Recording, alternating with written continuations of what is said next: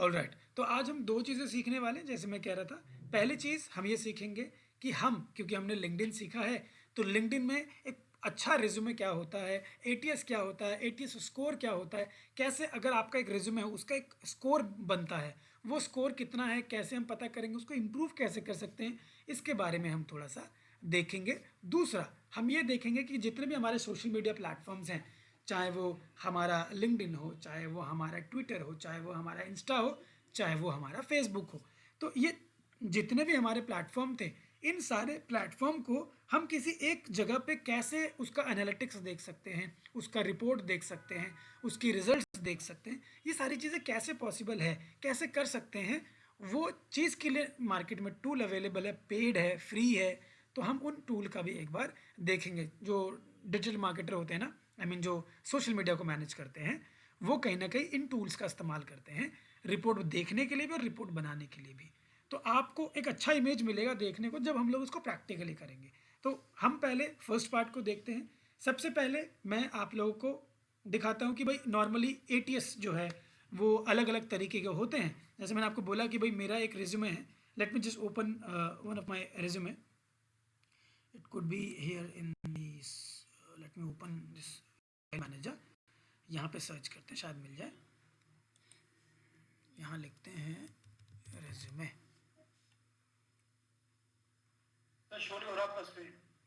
Screen show नहीं हो रहा, ऑलराइट। एक बार मुझे मिला भी नहीं अभी।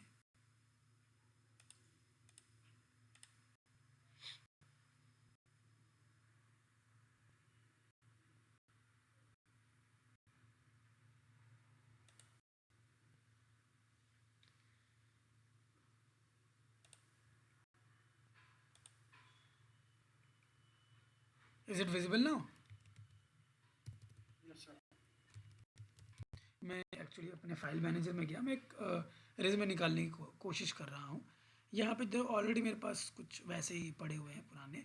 मैं कोई भी एक रिज्यूमे आपको पहले करके दिखाता हूँ। जैसे मान के चलो यही है एक, इसको हम करके देखें कि इसका क्या स्कोर आ रहा है। ठीक है, हम चलते हैं एक नॉर्मली गूगल पे जाके लिखते हैं एटीएस चेकर।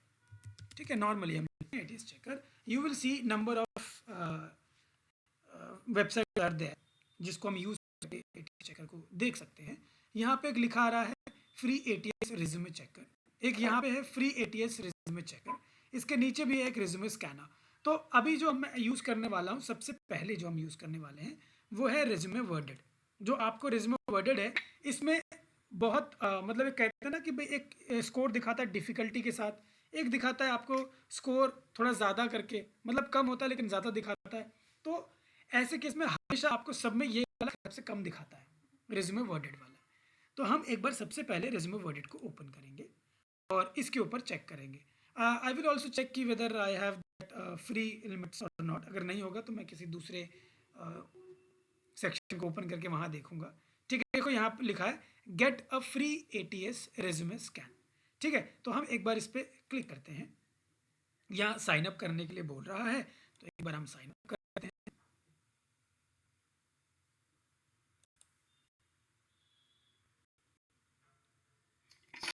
अभी जो मैंने ओपन किया है वो क्या है, रेज्यूमे वर्ड। मेरे करते करते अगर आप लोग कर पाते हैं तो यू कैन डू इट। ठीक है, अदरवाइज बाद में कर लेना, रिकॉर्डिंग देख के, या अभी हम इसके बात करेंगे तब करना। ठीक है, यहाँ देखो आपको आता है अपलोड रिज्यूमे। अपलोड रिज्यूमे में आपको 3 ऑप्शन आ रहे हैं। एक है entry level, mid level and senior level.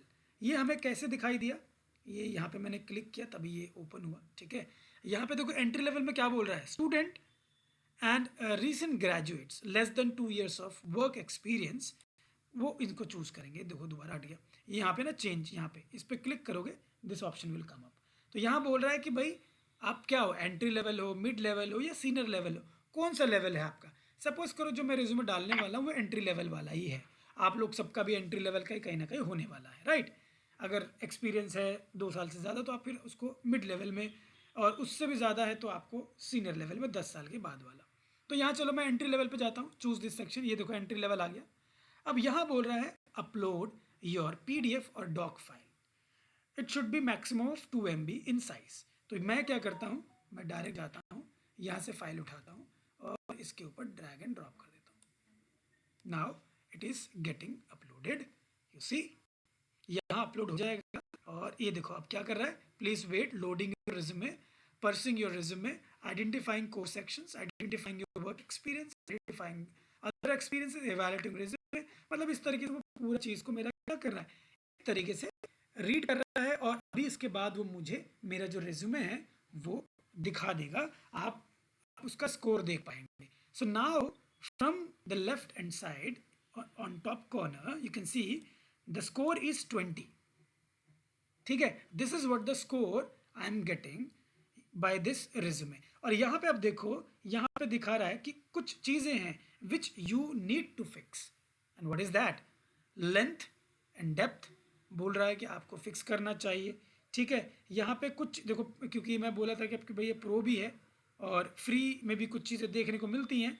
तो अगर आपको ज़्यादा चीज़ें करनी है तो आपको प्रो जाना पड़ेगा, अदरवाइज आपको ये कुछ वैसे दिखा देता है. देखो यहाँ पे आ गया ऑल में, इम्पैक्ट क्या है 19 है. ब्रेविटी मतलब एक तरीके से विश्वास बन रहा है कि नहीं उस रिज्यूमे से, वो चीज़. स्टाइल कैसा है, सेक्शंस कैसे बने हुए हैं, उन सबको एक नंबर दे दिया गया है. तो ये नंबर बहुत कम है, ये नंबर बढ़ने चाहिए तभी आपका एटी स्कोर जो है वो बढ़ेगा. यहाँ टू डू क्या करना चाहिए, लेंथ एंड डेप्थ. लेंथ में क्या है यहाँ पे देखो, आप पढ़ सकते हो. Your resume is long and Verde for your career level.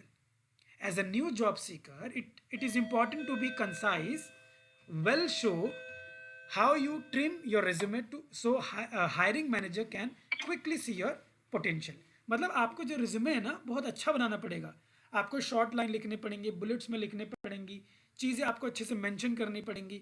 ठीक है, रिपीटिव सेक्शंस नहीं होने चाहिए और रिपीट कुछ चीज़ें नहीं होनी चाहिए. तो ये सारी चीज़ें यहाँ पे आती हैं. ठीक है, तो ये हो गया कि किस तरीके से हम एक एटीएस स्कोर को जो है वो चेक कर सकते हैं. ठीक है, इसके अंदर की डिटेल और भी देखेंगे, लेकिन उससे पहले you people go open and check your resume score. ठीक है, गो एंड चेक.